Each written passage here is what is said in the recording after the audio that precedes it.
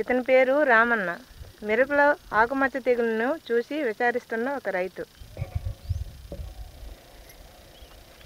ఏమిటి రామన్న దీర్ఘంగా ఆలోచిస్తున్నావు? సోమన్న, నా మిరప చేనికి ఆకుమచ్చ తెగులు వచ్చింది. ఏ కషాయం పైరు చేయాలో నాకు ఒకసారి చెప్పవా? రామన్న, ఈ ఆకుమచ్చ తెగులుకు నివారణకు పుల్లటి మజ్జిగ కషాయం స్ప్రే చేస్తే నివారించవచ్చు. ఓహో, అలాగా. నాకు కూడా నేర్పించవా సోమన్న ఆ కషాయము? అలాగే నేర్పిస్తున్నా రామన్న.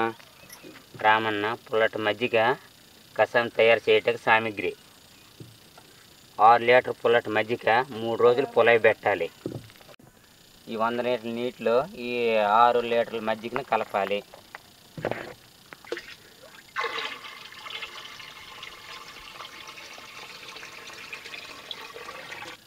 రామన్న, మజ్జిగ కషాయం దీంతో ఇలా వడబోయాలి.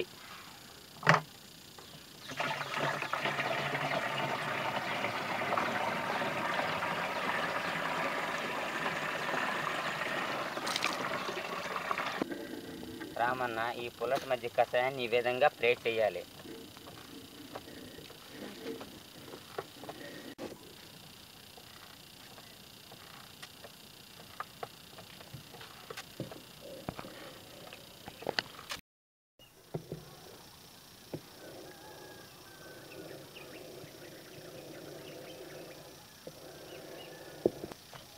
రామన్న, ఈ పుల్లటి మజ్జిగ కషాయము ఆకుమచ్చ తెగులుకు కాకుండా బూజు తెగులుకు కూడా నివారణ అవుతుంది.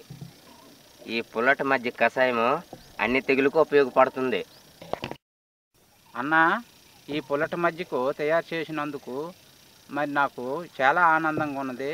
ఈ పుల్లటి మజ్జిగ తయారు చేసి చూపెట్టినందుకు నీకు ధన్యవాదాలు. అందరికీ ధన్యవాదాలు. ఈ సేంద్రియ ఎరువులు పంటలు, రసాయనిక ఎరువులు పంటలు, ఆ పంట పండించే విధానము మనకి పండించిన విధానంలోనే తెలిసిపోతుంది. ఏంటంటే ఈ సేంద్రియ ఎరువులతో పండించే పంట నాడింగా రుచిగా ఎంతో సంతోషంగా ఉంటుంది. మీకు ధన్యవాదాలు.